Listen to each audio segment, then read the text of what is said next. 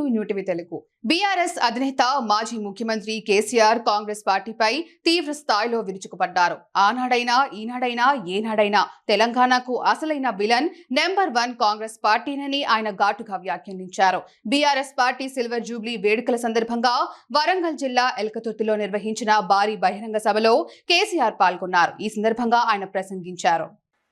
ఆనాడైనా ఏనాడైనా ఈవెన్ ఈనాడైనా తెలంగాణకు villain number 1 Congress party అని మనవి చేస్తా ఉన్నా. మనందరికీ కూడా తెలిసిన విషయం. మీకు అండగా కేసీఆర్ ఉంటాడు, బీఆర్ఎస్ ఉంటుంది, అందరం ఉంటాం. ఇక ఈడికెళ్ళి నేను కూడా ఊకోను, నేను బయలుదేరతా. యాందాకైనా మంచిదే. ఎవరెవరి సంగతి ఏందో, ఎవరైనా లెక్కేందో అన్ని కూడా లెక్కలు తీద్దామని మనవి చేస్తా ఉన్నా. ఈ రకంగా మనం ముందు పోవాలి. ఒక్క మాటలను ఉన్నదా?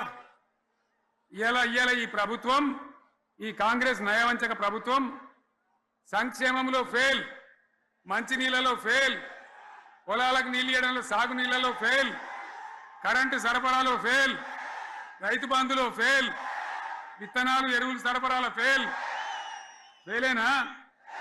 ధాన్యం కొనుగోలులో ఫెయిల్, పల్లెలు పట్టణాల అభివృద్ధిలో ఫెయిల్, భూముల ధరలు పెంచడంలో ఫెయిల్. మరి దేంట్లో పాస్ అయిండు? ఎటుపడితే అటు ఒర్రుడు, దేవుళ్ళ మీద ఒట్లు పెట్టుడు, అబద్ధ వాగ్దానాలు చేసుడు,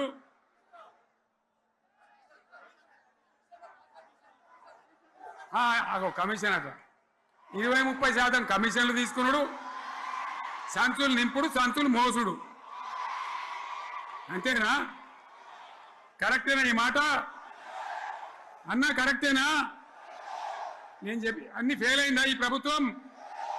నిజమైతే ఒకసారి చేతులు లేవటరు, దయచేసి స్టేజ్ మీద లేవటరా. ఫెయిల్ అయినా